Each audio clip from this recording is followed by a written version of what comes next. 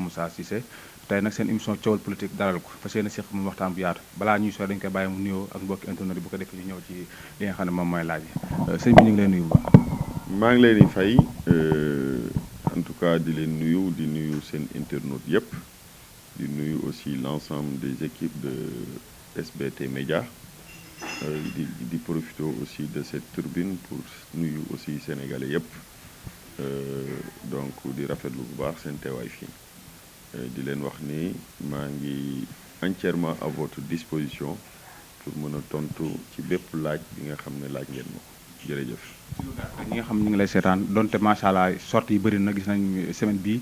parce que def nga tour ci média yëpp macha allah mais ñi nga xam ne ñu ngi lay seetaan te miinuñu la boo doon wax kan mooy Pape Moussa ci lu gàtt rek. waaw Pape Moussa Cissé mooy ndaw la ndaw boo xam ne mu ngi dëkk d'abord yaroo Guédiawaye màggee fa dëkk Parcelles Assainies di fa militer donc tey nekk papay ñaari xale bu góor ak bu jigéen donc nekk manager de projet donc nekk conseiller technique au niveau de l'agence sénégalaise de la reforestation et de la grande muraille verte donc xam naa ni c'est loin d'être exhaustif mais ci gàttal rek Pape Moussa Cissé daal mu ngi noonu waaw. donc politique li ñu booleeg politique dañ ciy sawar a wax ndax en 2011 bi nga xam ne les Sénégalais avaient soif de changement ñun de manière spontanée ñu tànn ñu xool ci ñi nga xam ne ñoo fi nekkoon ñu xool ci ki nga xam ne moo présenté woon un programme boo xam ne ñun boobu étant jeune doon soucier wu de notre avenir mais ki nga xam ne moo doon programme bi mu présenté woon moo intégré woon li nga xam ne mooy jeune ak avenir u jeunesse sénégalaise par rapport ak bu ñu ko joxee réew mi c'était le président Macky Sall à travers son ambitieux programme yoonu yokkute c'était son programme de campagne nga xam ne moom la présenté woon Sénégalais yi en 2012 mais au-delà de ça ñun dañ ne woon duñ yem rek ci programme dañ ne dañuy dem au-delà des programmes maanaam xam nga programme lu mu rafet wala lu mu am solo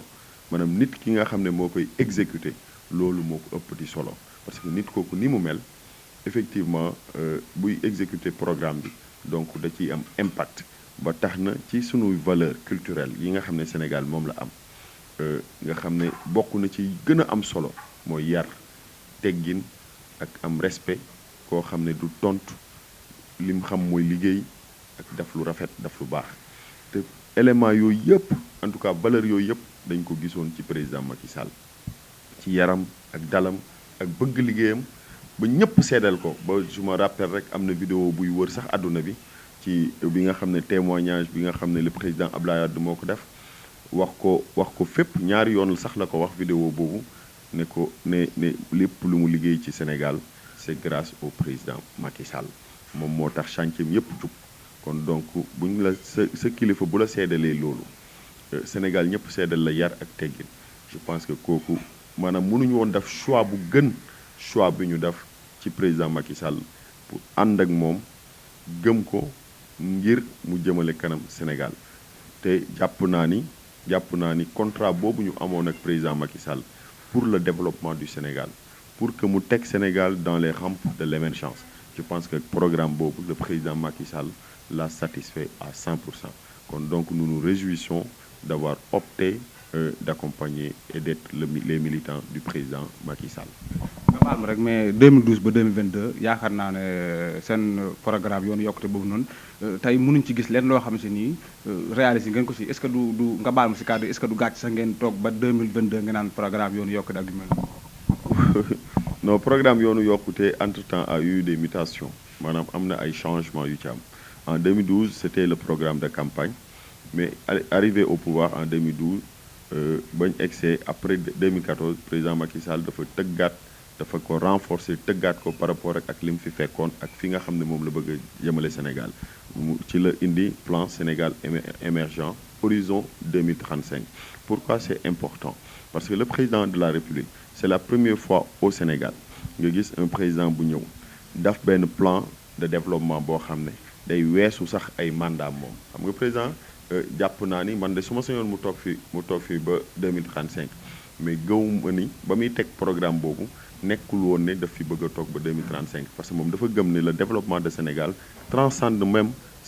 en tout cas ses mandats wala transcende même sa personne raison pour laquelle mu teg benn programme de développement boo xam ne da koy teg pour une génération c'est-à-dire diggante 2014 ba 2035 nga xam ne c'est 20 ans te 20 ans mooy une génération te jàpp na ni développement Sénégal dafa war a nekk boo xam ne dañ koy adossé dans le temps pour une génération moo tax mu teg un plan boo xam ne day jëm ba 2035 donc programme boobu aujourd'hui tey ji réalisation yi nga gis yëpp ci Sénégal te réalisation yi ñu bëgg mën cee lim lu bari président Macky Sall ba muy ñëw Sénégal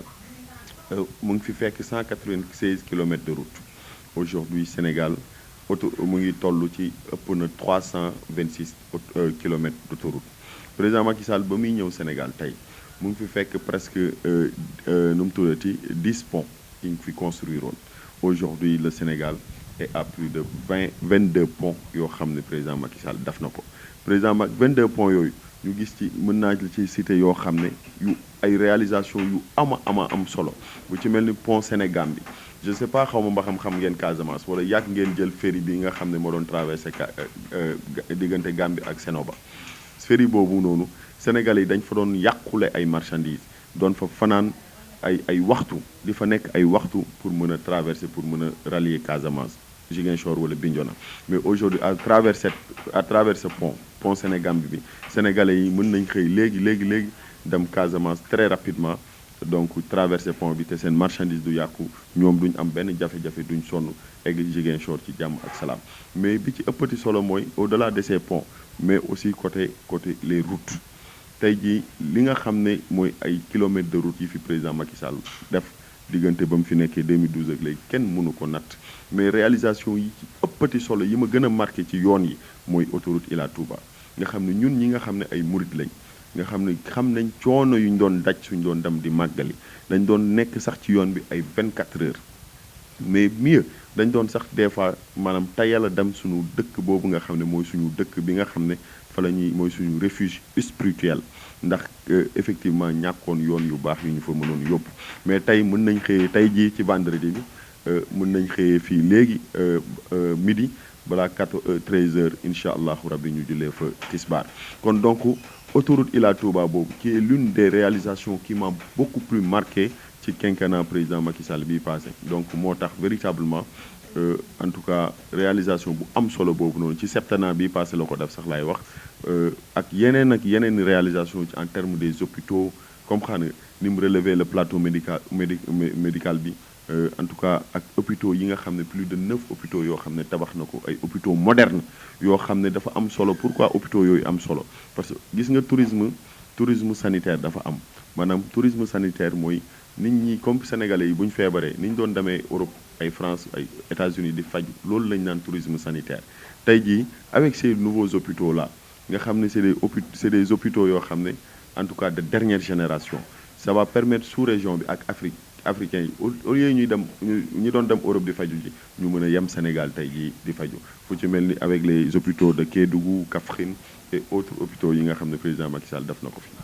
ñu ko def ci santé mais d'accord ngeen ne catastrophe bi gën a rëy ci santé di yéen a ko réalisé. waaw catastrophe bu gën a rëy maanaam mooy lan par exemple. mooy xew yëpp ci wàllu santé. waaw mais xam nga tamit nit matul te l'œuvre humaine n'est jamais parfaite maanaam nit lépp lu mu def rek. day na am loo xam ne maanaam day manqué parce que lépp tamit mënuñ ko def yàlla sax mi mën a def lépp defu ko donc moo tax véritablement foofu dañuy woote parce que nguur état moom li mu mën mooy tabax créer les conditions tabax ay hôpitaux yu mucc ayib dafa ay matériels yu mucc ayib maintenant ñi nga xam ne ñoo nekk à l'intérieur di fa liggéey muy ay doomu sénégalais ñoo xam ne wax dëgg neex yàlla ay jàmbaar lañ tamit mais ñu am beaucoup plus de responsabilité ci li nga xam ne la ñuy liggéey xam ne aussi ay nit lañu yor war leen a sàmm war leen a taxawu war leen a jàppale war a am ci ñoom surtout yërmande am aussi ci ñoom vigilance ñu gën a vigilant aussi di ñaan yàlla xew-xew yooyu nga xam ne c'était du ma ne catastrophe mais xew-xew yu métti la yàlla bañ ko fi indiwaat bañ ko tegaat véritablement benn njaboot fii ci Sénégal. SBT Média la seen émission Thiowal politique ñu dalal ki nga xam si ni moom mooy responsable Pa Moussa Cissé bokk si Alliance pour la République tey nag ñu ngi fii nga xam si ni moom mooy këram fas yéene seex mu waxtaan ñu ngi si nag biir élection yi nga xam si ni moom lañ dëdmal incha allahu taala dimanche mais Pa Moussa léegi wax nga li nga xam ne moom la président def ci bi mu fi ñëwee ak léegi ci yoo xam ne si nii sax am na yoo xam ne jëruñu si ñëwaat mais yow en tant que Pa Moussa en tant que responsable politique lan nga xam ne tey bi nga ñëwee ak léegi def nga ko ñu ne lii ñu mën cee teg loxo ñu ne lii Pa Moussa moo ko daal en tant que Pa Moussa dinaa defee li mu def. président li mu def bu ñu ko doon wax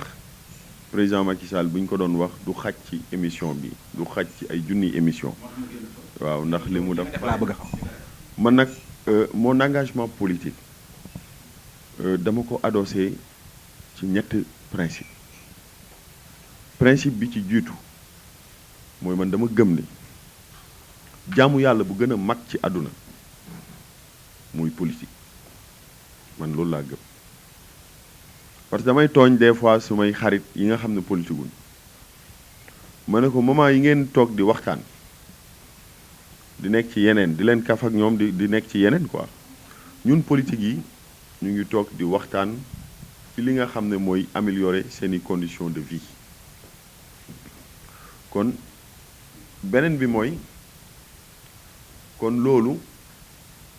je pense que amul lu ko gën a rëy ci àdduna amuñu guddi amuñu bëccëg presque ay 4 heures du matin la ñuy dugg suñuy kër suñuy njaboot sax pour ñu gis ñu parfois c'est tout un problème te lépp li nga xam ne en tout cas man ak ñi nga xam ne maa ngi ànd ak ñoom lépp lu ñu ñor mooy jafe-jafe askan wi ñu indi ci ay saafara fexe ba jafe-jafe askan wi ñu indi ci ay saafara n'est-ce pas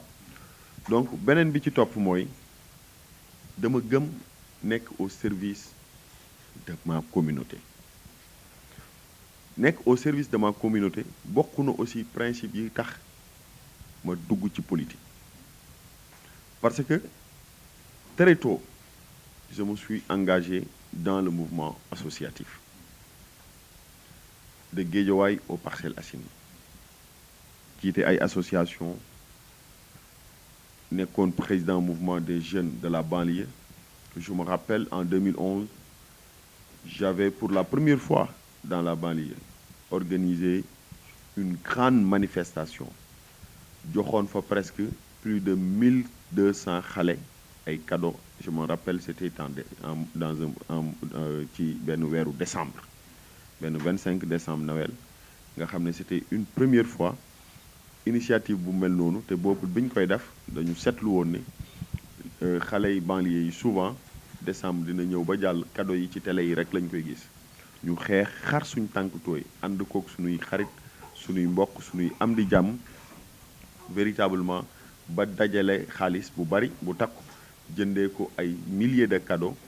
invité 1200 xale ak leur famille organisé woon ko fële ca banlieue bi jox ko ay xale mais loolu lu ñu defoon loolu lu am solo mais mieux li nga xam ne moo ëppati solo mooy fépp fu ñu déggee jafe-jafe askan wi moo xam bu mu mën a doon dinañ ñëw taxaw déglu leen bokk ak ñoom suñu as tuut bi nga xam ne am nañ ko yàlla mu ngi ñu koy suturaale te mënuñu sax trop de mais lépp lu nga xam ne yàlla mu ngi ñu koy teralee di ñu ko suturaale fépp askan wi fépp fu mu nekk ñu dégg seen jafe-jafe te mën ci dara dinañ dem bokk ak ñoom mais mieux aussi buñ déggee seen i soxla wala seen i jàmbat buñ ko amul it dinañ ko jël yóbbu ko ci ñi nga xam ne ñoo ko mën a saafara pour ñu fexe bañ saafara ko ba dernièrement rek am na benn initiative bu ñu taxawal bu tudd ëttu ndaw ñi de passage maa ngi nuyu l'ensemble des collaborateurs de ëttu ndaw ñi ñu moom laa bëgg ñu tëjee ko mais dama si bi ngay wax sànq damay revenir tuuti rek mooy yaay wax ne jaamu yàlla bi gën a mag yaakaar nga ne mooy politique mais politique boo xam ni xasante saagante est-ce que loolu Pa Moussa nga wax nga baal ma si kàddu mais est-ce que loolu du gàcc sax ngay wax naan jaamu yàlla bi gën a mag mooy politique ci xasante saagante. waaw très bonne question xam nga politique buñ koy tekki ci nasaraan mooy l'art de bien gérer la cité mooy fexe ba cité bi nga nekk nga gérer ko gérer bu gën a rafet ci ay gérer kon xam nga loolu jaamu yàlla mënu ko weesu tey jii nag effectivement ñu seetlu benn phénomène bu doy waar mooy gis nañ ni effectivement y a une classe politique notamment de l'opposition boo xam ne dépp bu ñu fiy duggee ci langue politique bi pour certains dama koy tudd nommément muy Ousmane Sonko nous avons noté que en tout cas ci ay discours am lenn rek lañ ciy mën a gis mooy c'est des discours va-t-en-guerristes maanaam ay discours yoo xam ne day woo xale yi ci guerre wala ci en tout cas ci violence mais aussi ci manipulation boo xam ne kenn mënul la nattal nu mu toll te maa ngi seedeel askanu Sénégal que ki dàq fen ci Sénégal ki nga xam ne bu ñu doon def concours fen ak kàcc ak ñàkk warma ñàkk respecté sunu kilifa diine yi ñàkk respecté askanu Sénégal mooy Ousmane Sonko moo koy jël. donc li ma wax sànq dafa mel na nga koy dëgg parce que su ma ne la politique ngeen na jaamu yàlla la moo gën a mag ba pare ci xasante saagante dèjà li ma lay wax dèjà yéen da nga war ni ko wax ne pouvoir bi kay kon yéen xasante yéen saaga parce que dèjà li nga wax ni président Ousmane Sonko xam nga nii du wax ju rafet. du wax ju rafet ngir ñu ngi tuub sax ci internautes yi ñuy déglu lii bokkul ak sunuy kàddu mais day toll ci àdduna foo xam ne mënuñoo ñàkk bañ a joxoñ li nga xam ne mooy dëgg bi pour wax ko askan wi ñu mën ko seetlu ndax tey ci élection 2014 xam nga tey ji sénégalais yi foo tourné sax xale yi dañuy fooyee sax ay fenam moom Ousmane Sonko mais ci lu yàggul dara rek gis nañ ñu taxaw ñoom seen coalition bi yeewu askan wi taxaw fépp naan ku votel coalition Benno Bokk Yaakaar mooy votel nga borom ñaari tur yi mais xam nga kàcc yu doy waar yooyu nga xam ne yow ba nga koy wax xam nga ne leer na la leer yàlla ne dara du ci dëgg mais te li ci gën a garaaw mooy ñoom seen biir ñoom coalition yeewu askan wi seen biir muy Ousmane Sonko muy ñeneen ak ñeneen ñoo xam ne la décence même ne me permet pas de citer leur nom gis nañ ne àdduna yàlla dogal na gis nañ ñooñu nekkete ñoom seeni relation ak LGBT yi maanaam borom ñaari tur yi dañu am ay affinités yu profonde ba ñenn yi sax ñu ngi fay jiiñ ay leader yoo xam ne ci loolu lañ nekk te li ma lay wax ni c'est de source très sûre kon donc far yàlla mi dara tëwul ki nga xam ne lañ doon jiiñ fépp di wër fépp naan ku votel Benno Bokk Yaakaar votel nga góor jigéen ñi mais aujourd'hui position bi nga xam ne président Macky Sall jël na ko fépp ba barki Demba Ndiaye OMS bañ wootee pour signer maanaam benn charte pour dogal ci glisser loolu affaire góor jigéen ñi affaire borom ñaari tur yi président Macky Sall def na ñett xalaatu ko signer ba pare yemul ci loolu de mu taxaw def déclaration mu ne samay ambassadeur samay représentant diplomatique ci àdduna bi bépp papier bu leen organisme internationaux jox balaa ngeen ko signer lire leen ko bu baax a baax a baax a baax balaa ñu ciy dugal wala ay ndigg sërëx pour affaire légalisation ñooñu